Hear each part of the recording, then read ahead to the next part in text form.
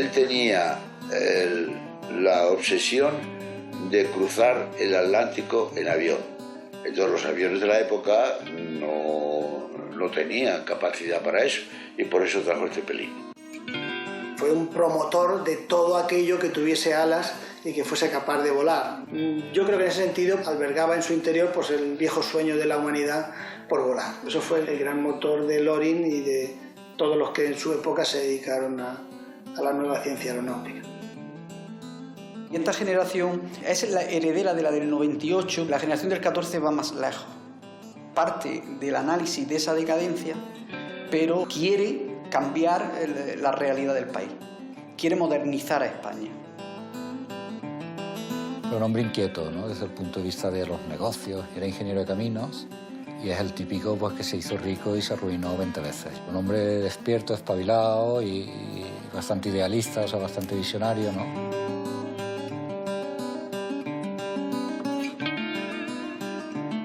La aviación empezó y fue hacia adelante por el espíritu aventurero de la gente. En el fondo, Loring tenía un gran espíritu aventurero, se enamoró de la aviación.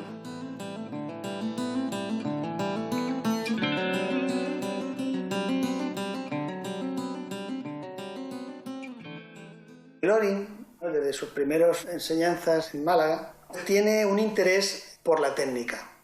Tenía la posición económica que le permitía cursar los estudios de ingeniería de caminos de forma civil. Llegó a Madrid, tenía capital, tenía su carrera, y lo primero que hizo fue comprarse un avión, porque le gustaba a él pilotar.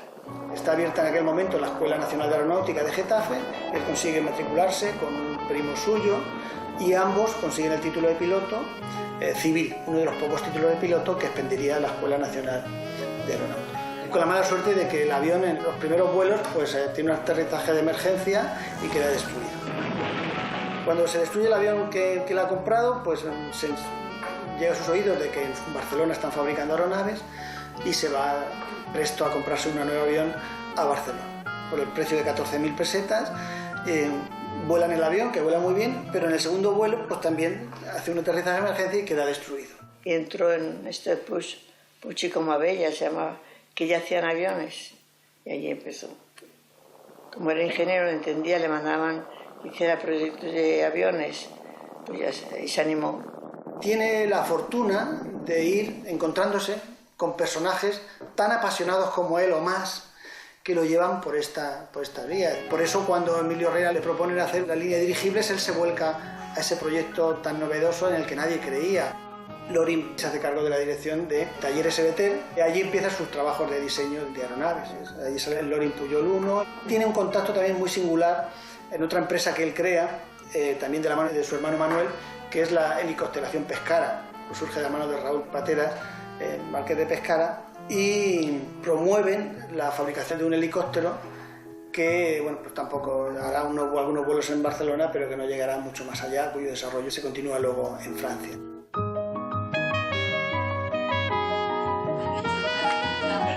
En ese momento que estaba en Barcelona, se enamoró de una catalana. La vio un día por el Paseo de Gracia, que iba con su madre, que se iba sentando en todos los bancos porque le dolían unos zapatos nuevos que llevaba, y a mi padre le hizo gracia. La siguió hasta ver dónde vivía y bueno, y la empezó a cortejar y no paró hasta que se casó con ella. Papá era un encanto, vamos, por lo que cuentan la gente. Un hombre abierto y simpático y alegre y ocurrente.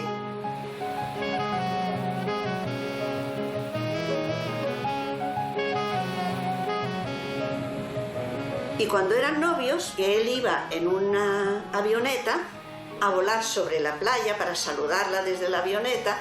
Todo el pueblo de Malgrat se quedaba admirado, ¿no? Les llamaba la atención. Fue un apoyo grandísimo para papá. Dentro de que diariamente cada uno tenía su eso, pero estaban muy unidos. Se necesitaban muchísimo. Bueno, lo digo por las cartas. Tanto ella como él, yo creo que pocas relaciones son tan fuertes. Sí, todas la vida las sí, eran especiales. De nuevo el recuerdo de Milán debió ser horrible.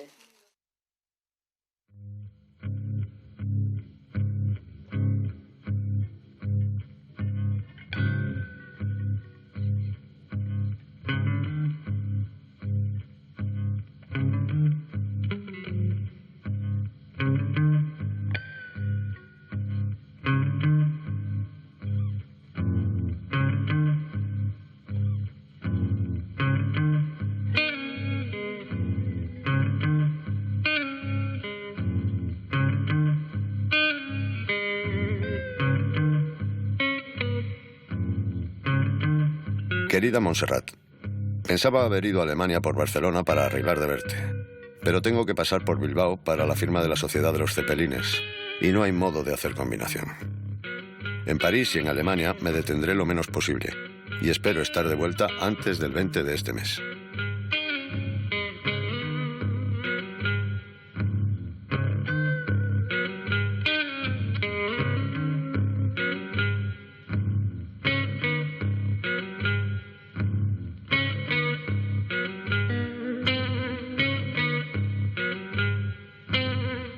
Cuando acaba la Primera Guerra Mundial y se firma el Tratado de Paz de Versalles, Francia y los países ganadores también pretenden hundir, o por lo menos anquilosar, la industria armamentística y bélica alemana.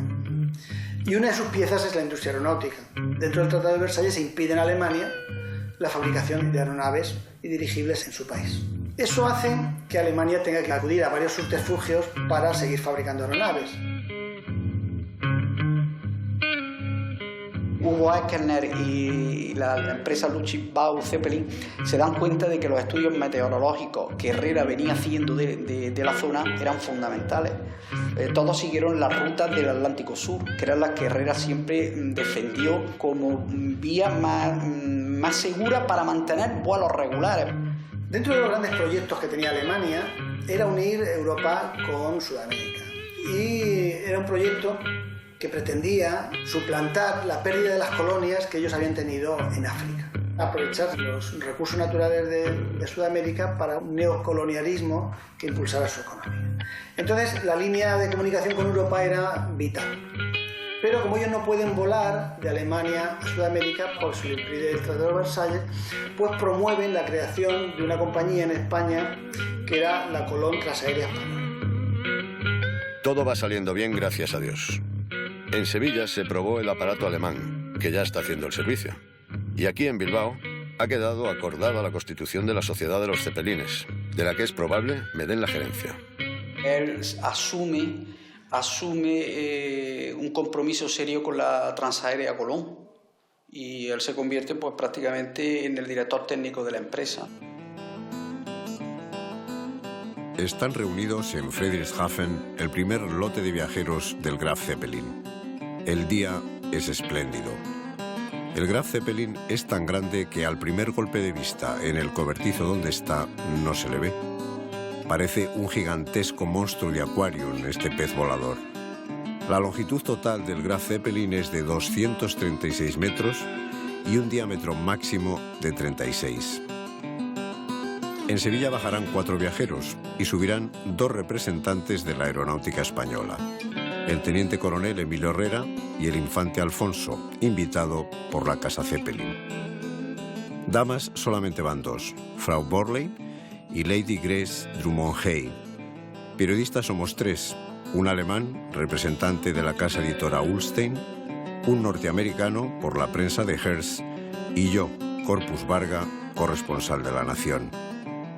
El Estado Mayor del Graf Zeppelin va completo, con el doctor Hugo Echner en la cabeza y el comandante Lehmann en el mando.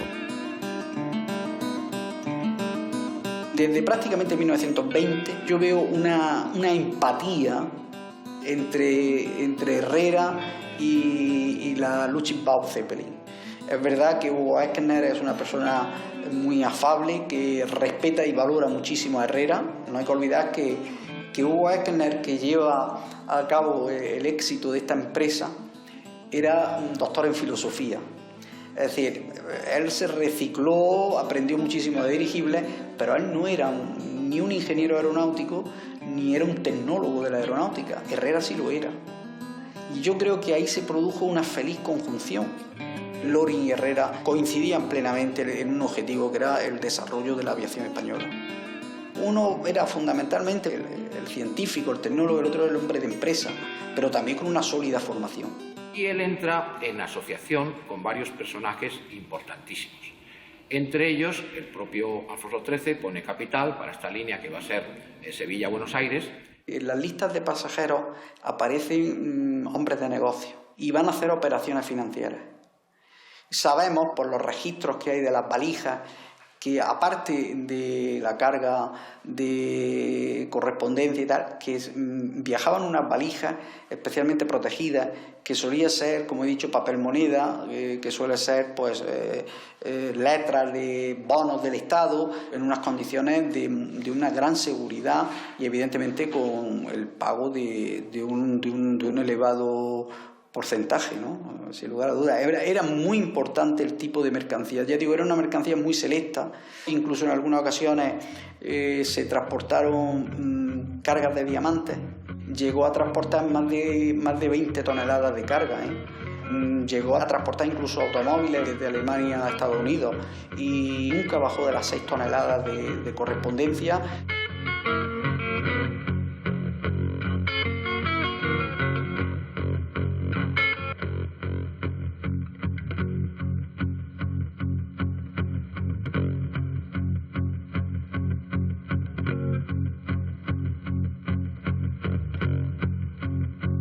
Europa fue pionera en el transporte primero de correo y luego poco a poco, según fue habiendo aviones modificados con más capacidad, pues incluso para transportar pasajeros. Y evidentemente Loring, que veía cualquier oportunidad en el mundo de la aviación y enseguida la ponía en marcha, pues no podía estar ajeno a eso.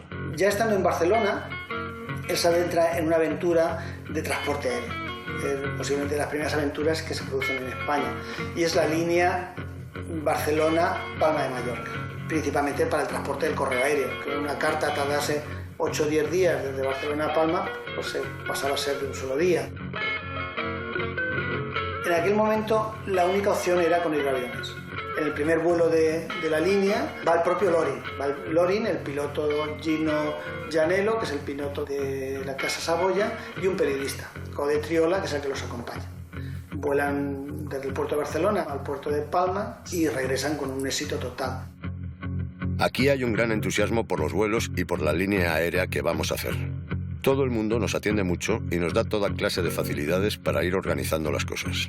Todos los periódicos apoyan la idea y espero que hagamos bien todo lo que nos hemos propuesto. La aviación, al lado de otros inconvenientes, tiene esta ventaja, que todo el mundo se interesa por ella y ayuda en lo que haga falta. Me están dando prisa para marcharnos. Vamos al puerto a elegir sitio para construir el hangar y los talleres. La Autoridad Aeronáutica Española no termina de concederles la autorización y sobre todo la subvención para el vuelo. Hay que pensar que en aquellos años 20 todas las líneas aéreas eran subvencionadas. No había posibilidad de mantener una línea si no era con la subvención del Estado.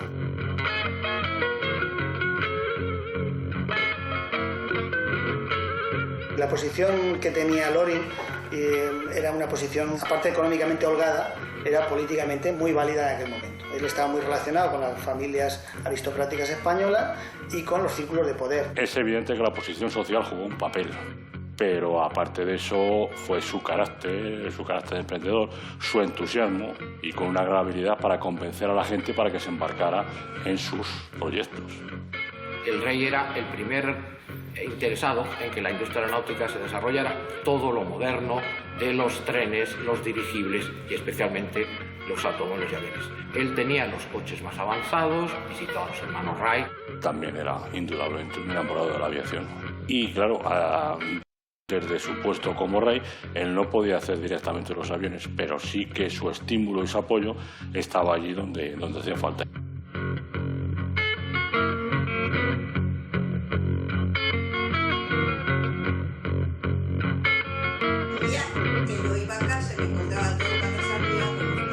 Somos 8 hermanos, la mitad 4 nacieron en Madrid, vamos yo entre ellos, otros 4 nacieron en Barcelona, de manera que en el momento del parto, pues unas veces mi madre estaba en Barcelona en casa de su madre o en Madrid, en su casa. Mi primer vuelo en avión fue antes de nacer. Tengo todavía guardado por ahí en algún sitio un billete de avión en la compañía Clasa de Barcelona a Madrid a nombre de Montserrat Miró Bordas, mi madre, y de una hermana mía, Mercedes Loring Miró, que debía tener entonces 4 años o cosas así. El día 4 o 5 de octubre de 1929. Y yo nací el 16 de octubre de 1929. En un Junker o en un Fokker íbamos de Madrid a Barcelona y nos sacaron una foto antes de salir, por si se caía el avión, saber quiénes iban dentro. O por salíamos en el periódico. En el ABC ponía: el constructor de aviones, don Jorge Loring, se traslada a Barcelona con su familia. Yo creo que había sitio para 30 personas. Los niños en fila, con mis padres, a veces estaba una hermana de mi madre, estaba mi Jenny, las niñeras, el ama del último que había nacido, que siempre tenía su ama, y luego había siempre un matrimonio, alguien que había viajado con nosotros. Una hermana mía, Nuria, pues tuvo en alguna ocasión, no sé qué era, tosferina o algo así, y le recomendaron climas de altura. Entonces la solución fue que mi padre se la llevaba en avión y le daba un paseo en avión todos los días por la mañana, y esos eran los climas de altura. Y dentro del avión jugábamos, corríamos para arriba y para abajo, eso de ir atado así, ¿no? Y había momentos en que cuando el avión pasaba de la montaña al valle, le chupaba, el valle chupa, entonces el avión bajaba rápido, mira, entonces se nos metía el estómago para adentro.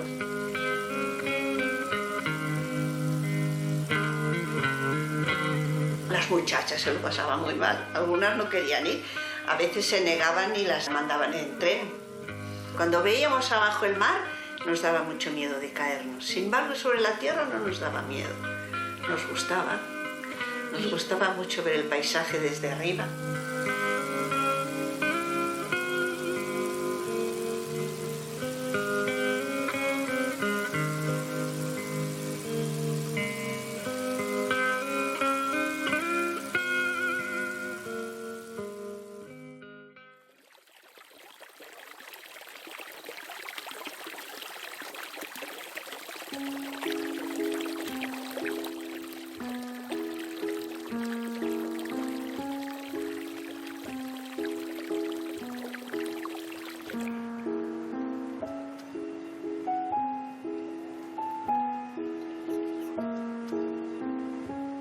En aquella época Málaga era la ciudad con más empuje industrial de España, y estos eran la familia más rica de Málaga, o sea, eran gente importante, ¿no? Es decir, me contaba que el presidente del gobierno iba a su casa a comer, en la época de Cánovas del Castillo y Francisco Silvela. Los Loring vienen de Boston. Este hombre era el delegado de Baring Brothers en España, era una de las casas de solera de Inglaterra de banca de negocios. Y además tenía negocios pues, de comercio, de aceite, de vino, de todo. Con la reina Cristina tenían mucha amistad, por eso viajaban mucho de Madrid a Málaga. Hacían reuniones en la Concepción a nivel político. Mi bisabuela, Amalia, era hija de Agustín Heredia. Se casó con Jorge Loring Oyarzábal, que como hacía comercio a través de los barcos, traía a su mujer plantas exóticas de muchos países. Y entonces Amalia, en su casa de la Concepción, fue adaptando partes del jardín a distintos climas, iba poniendo las plantas exóticas de acuerdo al clima que necesitaban esas plantas.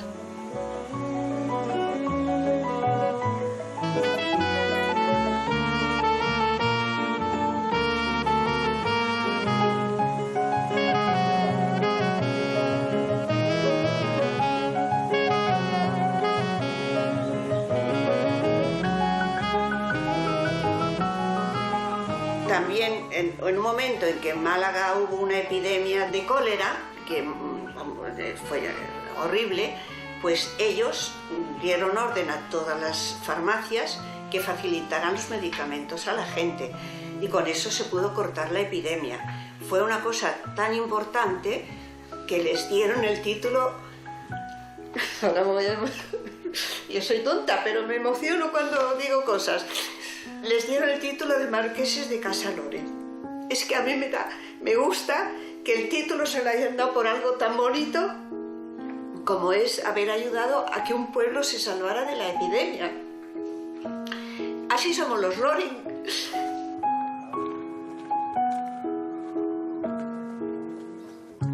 Mi abuelo lo mataron por política, porque un día discutiendo con un periodista en un bar, al salir del bar Este señor le pegó 2 tiros y lo mató, cuando mi padre tenía 2 años. Pero estaba en la Concepción. Era la casa de los abuelos y pasaban temporadas.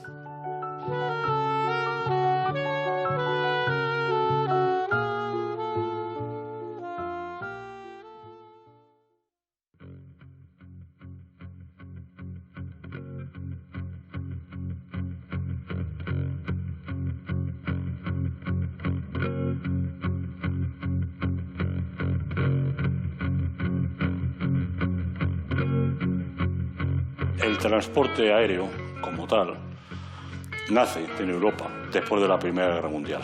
Llegó el piporrazo, los países beligerantes se encuentran con muchísimos pilotos y muchísimos aviones a los que no hay uso de dar.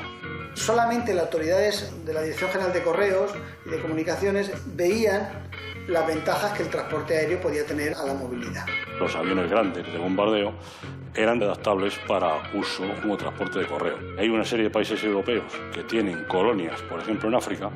El transporte de correo y documentación rápidamente pues es un beneficio tremendo. Se promueven 3 líneas aeropostales. Solo la línea Sevilla-Larache recibe el apoyo para montarse como línea aeropostal, pero ocultando el interés que también tenía el ejército para comunicar el mando del protectorado con la península.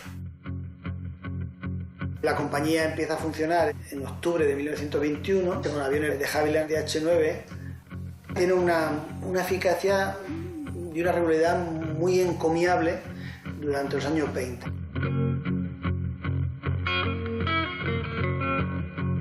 Eduardo Barrón era un ingeniero militar y hace amistad con Jorge Nori en Barcelona. Una de las grandes labores de Barrón fue precisamente conseguir que esa línea pues, tuviese una regularidad y una eficiencia importante. Cuando él en 1923 decide montar la fábrica de Carabanchel, acude a Eduardo Barrón. La línea finalmente desaparece por el interés de Primo de Rivera de hacer un monopolio. Promueve en el año 28 la unificación de todas las compañías del entorno aeronáutico en una sola compañía que finalmente va a ser la concesionaria de líneas aéreas subvencionadas Sociedad Anónima, CLASA. Entonces el Loring se integra también en CLASA, en la concesionaria, como representante de talleres Loring, y con esa posición que él tiene en el Consejo de Administración de CLASA llega a ser el consejero delegado de la compañía estatal de líneas aéreas Sociedad Anónima. Los conflictos bélicos son los que han promovido el desarrollo de la aviación. La aviación tiene la virtud de que atraviesa las fronteras y que todo lo que hasta entonces, desde el punto de vista bélico, era poner trincheras, poner obstáculos naturales, pues desaparece con la aviación. Los aviones de los precursores utilizaron motores de explosión que había disponibles, motores de automóvil más o menos modificados, hasta que estalló la Primera Guerra Mundial. Entonces se pidió a los fabricantes de motores que hicieran motores más eficientes y mejor adaptados a su empleo en aviones, entre otras cosas por las maniobras que los aviones debían hacer en combate y por la fiabilidad. Porque hay que tener en cuenta, y eso es una constante que ha sido, es y será, es que los aviones llegan hasta donde son capaces de llegar los motores. Durante la Primera Guerra Mundial ya España, y a pesar de su neutralidad, hizo una aportación que fue decisiva para los aliados, que fue el famoso motor hispano-suiza, con el que se dotaron un gran número de aviones de combate aliados y que le dio la superioridad aérea a los aliados sobre los alemanes. España no había participado en la Primera Guerra Mundial, entonces tienen que acudir a fabricar aviones con licencia de fabricación extranjera, en este caso los Fokker o los Breguet. Y la aviación militar española al final se decanta por que sea Loring quien fabrique el Fokker C4 holandés.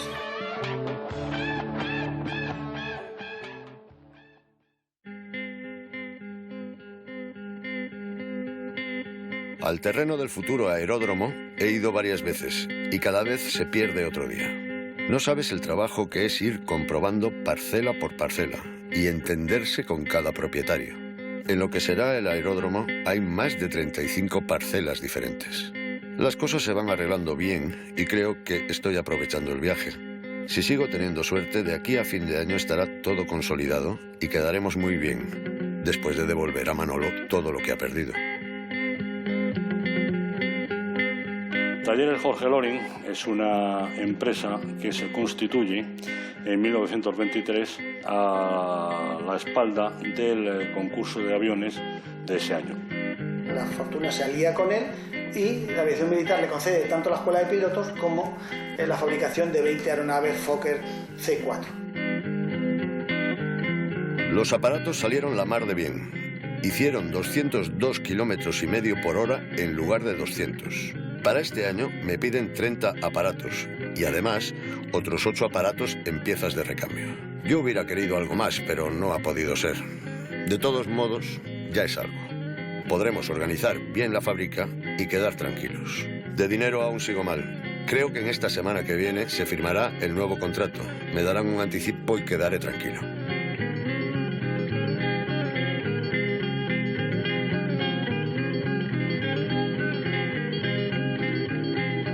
No era una fábrica al uso, sino que era una fábrica que disponía de ciertos avances sociales para la época. Se montó un taller de aprendices. Para los obreros se había puesto un comedor para facilitarles la comida, que no tuvieran que llevar la comida de su casa, y también les facilitaba una especie de economato para que pudieran comprar barato.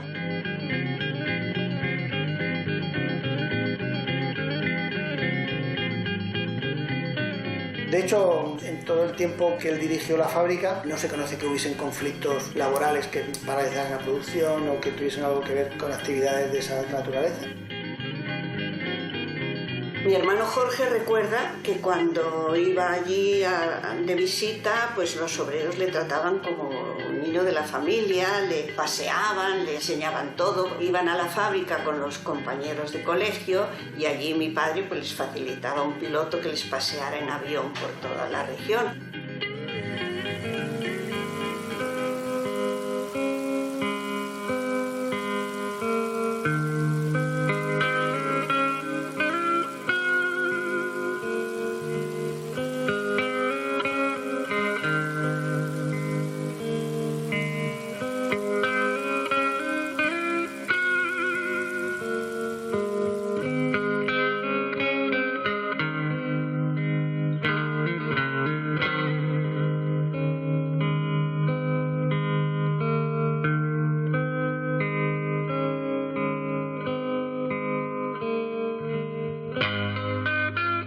Las dos industrias aeronáuticas más importantes que había en España eran Casa Construcciones Aeronáuticas, fundada por José Ortiz Echagüe en 1923, y Talleres Loring, Jorge Loring. El salto a la gloria de las líneas comerciales civiles españolas es el puente aéreo que empieza en Nuevo Loring, Liberia.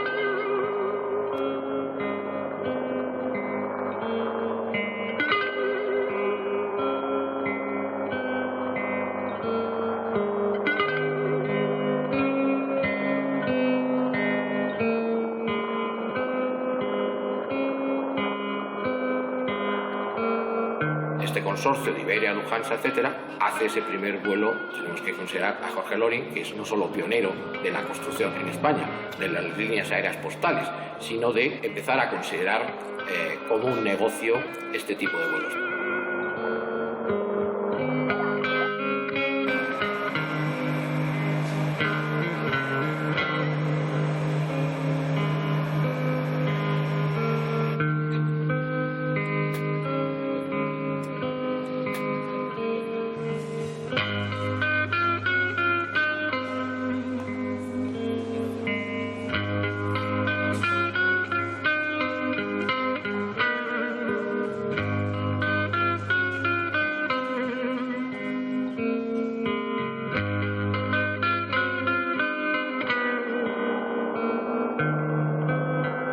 La aviación militar, en 1929, en una época en la que el directorio de Primo Rivera ha favorecido mucho el desarrollo de la industria en general y la aeronáutica en particular, le concede a Talleres Loring la realización de un autogiro C12.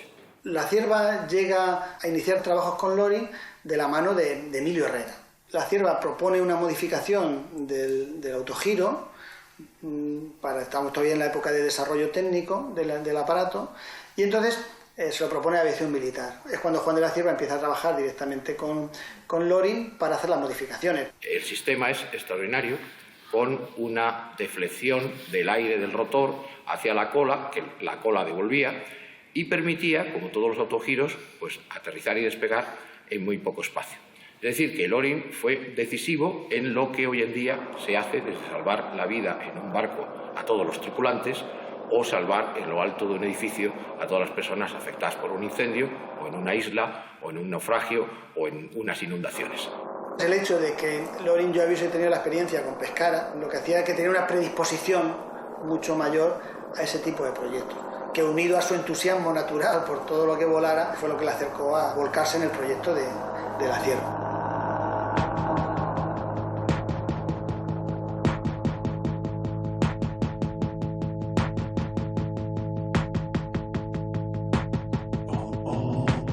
Los grandes trabajos de Loring en Sevilla son inmensos para conseguir los terrenos para el aeropuerto de dirigibles.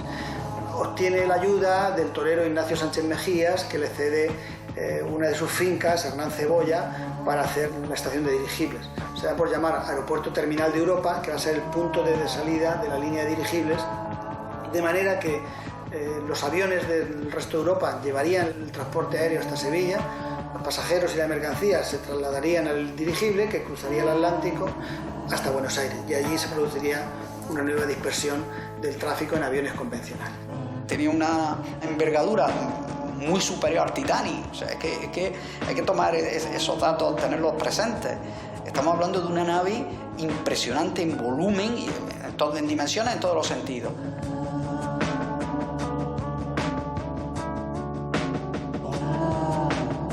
Acaba de subir el Graf Zeppelin como si subiera en ascensor la Torre de Pisa. La impresión es que el público se hunde de coronilla. El Zeppelin se balancea más suavemente que un buque.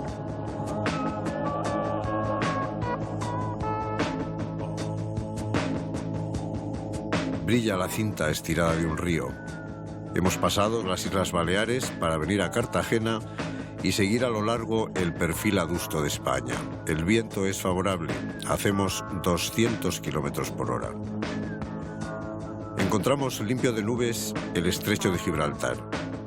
El mar, tomado aquí por la cintura, entre Europa y África, se hace espuma tumbado al sol. El gran Zeppelin contonea el peñón, parece que lo está festejando. El Zeppelin flota.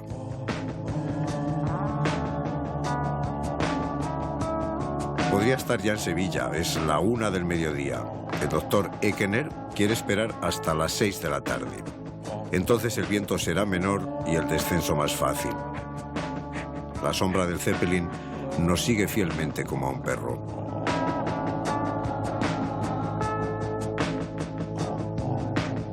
Vamos descendiendo. Sevilla aparece como una paloma sujeta con la cinta del Guadalquivir.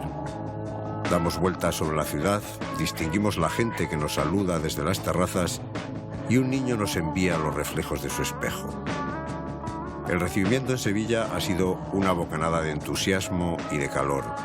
Sevilla está haciendo esta noche un pintoresco velatorio al dirigible.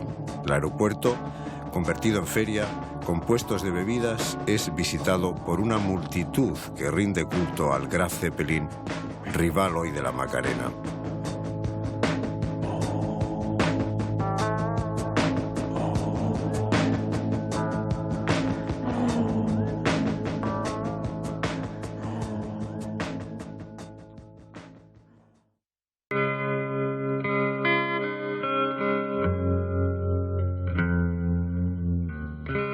Mi padre tenía distintas facetas, ¿no? La faceta humana y esta faceta de emprendedor, que es lo que le absorbía muchísimo la vida.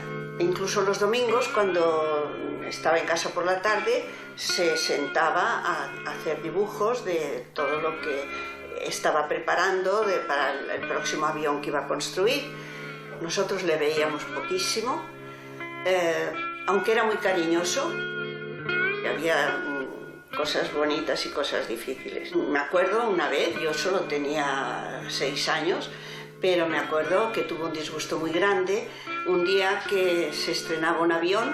El trimotor Loring era un avión en la línea del Fokker F-7, un trimotor de pasajeros. En julio del año 32, en un vuelo de pruebas, se estrelló pues, muy cerquita de aquí.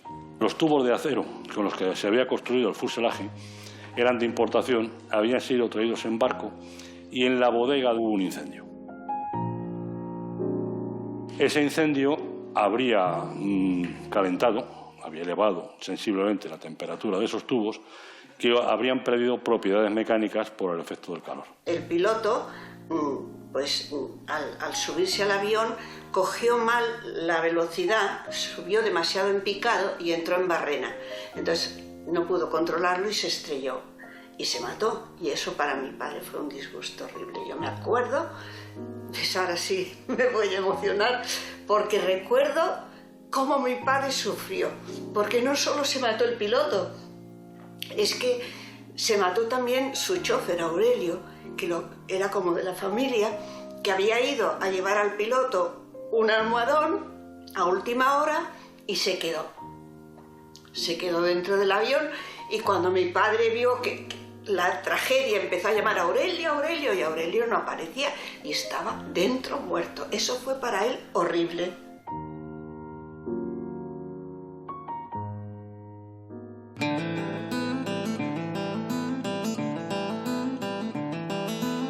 A las 8:30 subimos los pasajeros, entre ellos el infante Alfonso y el teniente coronel Emilio Herrera. Empieza la maniobra de ascenso.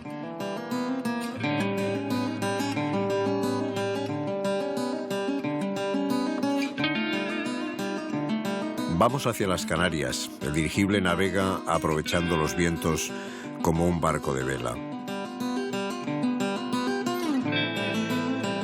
Ha subido en Sevilla como viajera la Macarena en estampa, regalada por la cofradía sevillana del mismo nombre. Ha sido colgada en el comedor frente al mapa. Unos se acercan al mapa, otros a la Virgen. Entramos en la corriente de vientos alisios. Pasaremos Cabo Verde y por el Ecuador mañana por la mañana a mediodía. A las 2 de la madrugada empezará la gran prueba del Graf Zeppelin, al entrar por primera vez en la zona ecuatorial. El teniente coronel Emilio Herrera me hizo las siguientes declaraciones. La prueba ha sido concluyente, el tiempo normal, ha llovido mucho en la zona de los chubascos. Se habrán convencido quienes creían imposible que el Graf Zeppelin pasara el Ecuador. Deseo expresar por medio del periódico La Nación la alegría que sentirán conmigo millones de hombres al saber a Sevilla a 3 días de viaje delicioso de Buenos Aires.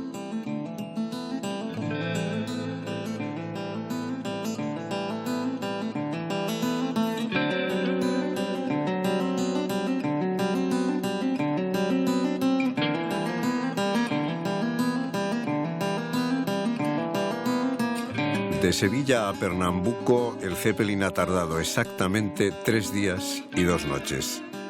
El próximo Zeppelin, ahora en cantera, tardará menos.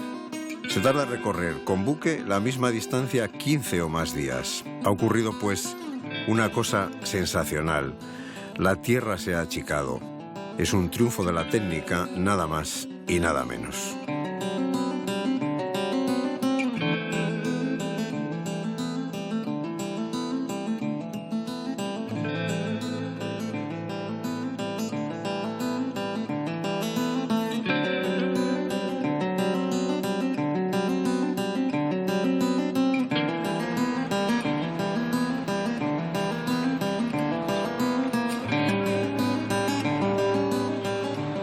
Es verdad que en Sevilla hay un movimiento interesantísimo de apoyo en la prensa, incluso se crean grupos que quizá el mayor representante es un aristócrata sevillano, Tomás Martín de Barbadillo, que apoya a la empresa, que defiende en los medios el proyecto de Sevilla, aeropuerto terminal de Europa, Y bueno, esto realmente chocó, yo creo que chocó en España con la oposición de grupos financieros y de grupos navieros, ¿sí? Mientras que el dirigible se planteaba atravesar el Atlántico en 3 días y medio, los paquebotes más rápidos del tiempo no lo podían hacer en menos de 10 o 12 días.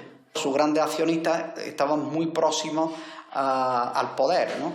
Y no hay que olvidar que esas grandes empresas estaban todas de una u otra forma vinculadas a Sevilla y a la zona del Atlántico occidental de España, ¿no?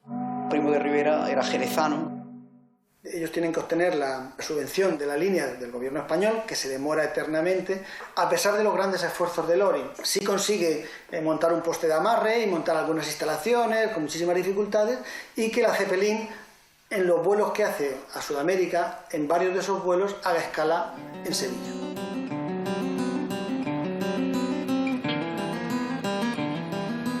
Desgraciadamente es una estrategia muy sutil, porque el gobierno en ningún momento le dice que no, sino simplemente se produce una serie de dilaciones.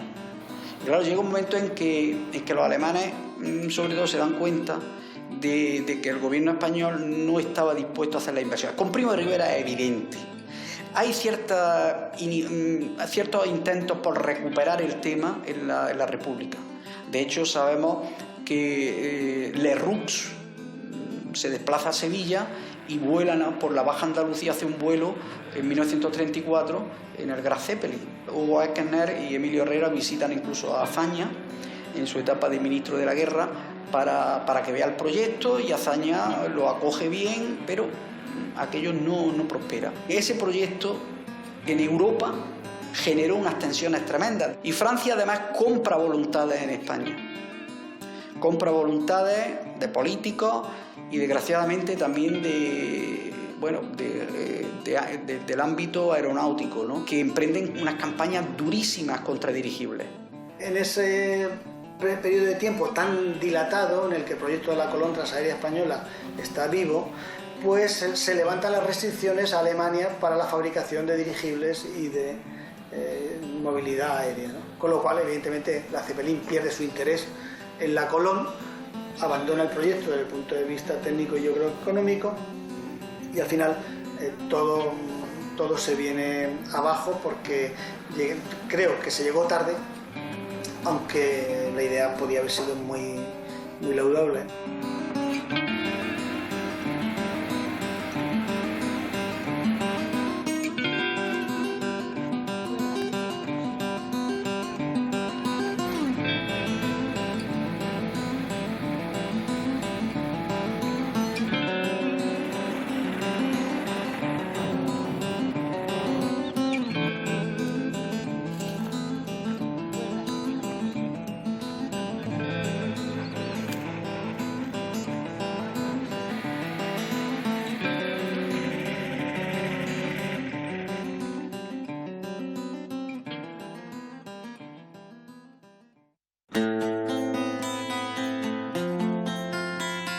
Mi padre tuvo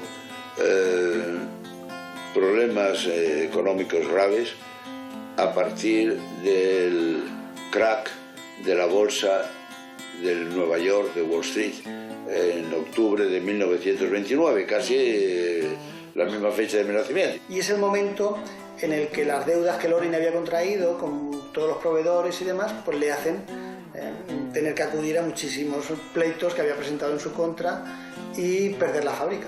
Hasta que su hermano Manuel Loring otra vez se hace cargo de la deuda y se hace cargo de la situación de la fábrica, pero ya convertida en Aeronáutica Industrial Sociedad Anónima. Manuel Loring para mí es el paño de lágrimas de Jorge Loring, que ejerció con él el papel de padre, que vio en su hermano pequeño todas las ilusiones que él no podía haber hecho nunca realidad. El hecho de que fuera luego el conde de Mieres, bueno, pues le hizo tener una posición mucho más holgada que la de Jorge.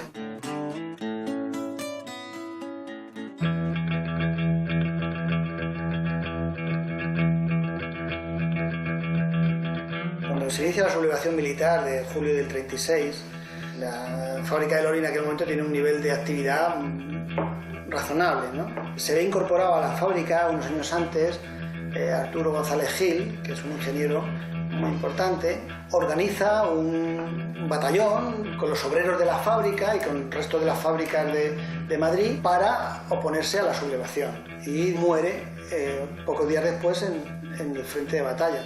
Eso hace que se desequilibre totalmente la posición de Loring en su propia empresa. González Gil era el valedor de Loring ante la parte, digamos, más radical que podía haber de los obreros.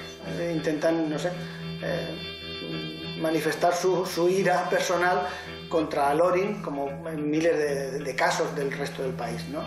Entonces él se refugia en la embajada inglesa, que es donde tenía muy buenos amigos, lo localizan parte de estas personas y lo trasladan a la radio comunista que había en la calle O'Donnell y después a la comisaría del Congreso. Avisaron a mi madre que estaba preso.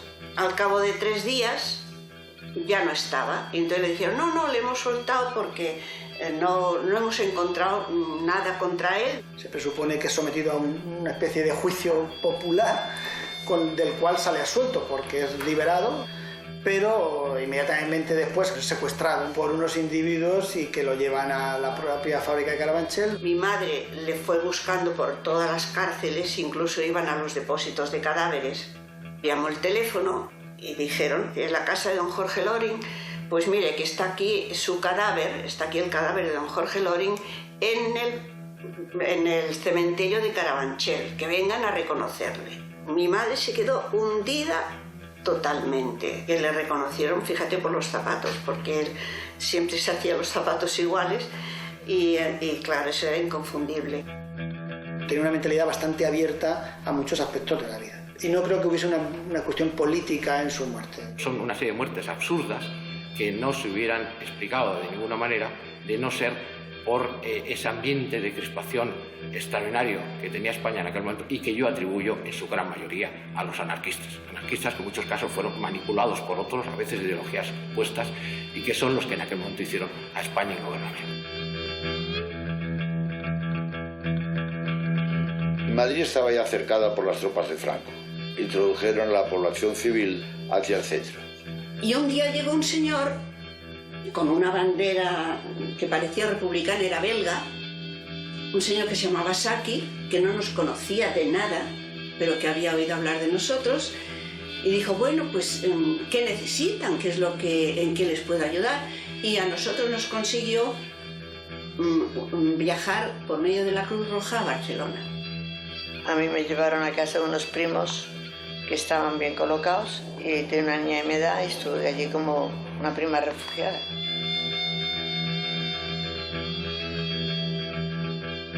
...8 de febrero de 1939. A través de la Cruz Roja Internacional, muy temprano por la mañana, vinieron allí 2 o 3 coches, nos metieron a todos los niños y a mi madre a la frontera, a Portbou. De manera que salimos de Barcelona, yo creo, 5 días antes de que entrara Franco. Hicimos un viaje bastante largo, yo recuerdo también un tren de esos antiguos, cruzando toda España, sin pasar por Madrid, claro, por Extremadura, hasta Málaga. Y fuimos a parar a casa de mi tía Cristina. La que tuvo mérito es mi madre recibiendo ella, ya viuda, con los 14 niños, sobrinos y cuñados, en cantidades asombrosas, porque llegaron los de Madrid, llegaron los de Almería, y aquello era el enjambre número 1. Sí. Con un jardín grande de 2000 metros cuadrados, en donde estábamos todo el día, juega que te juega todos los primos. Era un chalet con 2 plantas y un altillo, y en el altillo era un cuarto de baño, una habitación, una terraza, vivíamos allí. Mi madre se queda paralítica al mes de morir mi padre. Nos dirigía y nos ordenaba y nos educaba con la vista nada más. Así de mérito tiene. Esa es la realidad.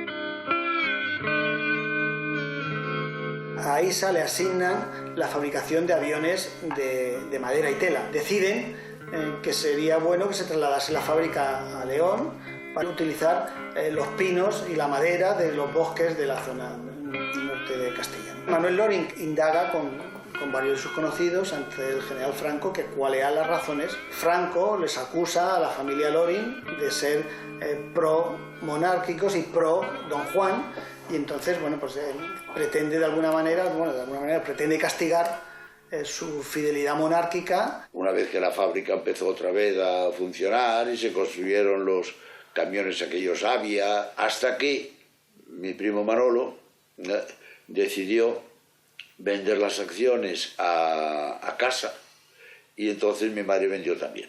El hecho de que sus hijos se hayan dedicado a la vida religiosa, pues eso hace que la figura de los padres no tenga la visibilidad que en el caso de que los hijos se dediquen a una actividad similar a lo de los padres y la continúen. Evidentemente la historia de mi familia está muy condicionada por la muerte de mi padre, eso es evidente, y por la situación de la guerra y por esa época de mucha precariedad económica. Cuando mataron a mi padre, mi madre tenía 36 años y 8 hijos, el mayor de 15, y nos sacó adelante. Si eso no hubiera ocurrido, pues mi familia sería otra cosa. ¿Qué cosa? Ni idea.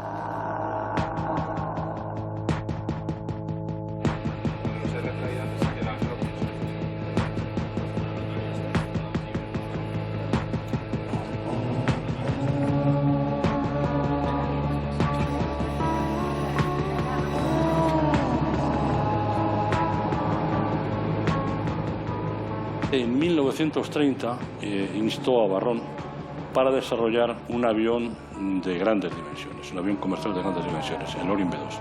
Empezó a hacer piezas, empezó a hacer ensayos de las piezas vitales, por ejemplo, de costillas del ala, con las dimensiones que ese avión hubiera tenido. Si en vez de poner camarotes hubieras puesto asientos, habría llevado 100 pasajeros. Él tenía en construcción lo que en casa se hablaba el avión gigante. El avión gigante era un avión de 6 motores. Probablemente hubiera supuesto una revolución, y desde luego hubiera elevado al taller Jorge Loring a un puesto muy puntero en la industria aeronáutica de la época. No cabe la menor duda. Ese avión de 6 motores se quedó sin hacer. Pero ese era su sueño, cruzar el Atlántico en avión. Allí donde había una oportunidad, allí donde había la posibilidad de montar una empresa, llámese de transporte aéreo, de formación de pilotos, de construcción, de lo que fuera, allí estaba Loring.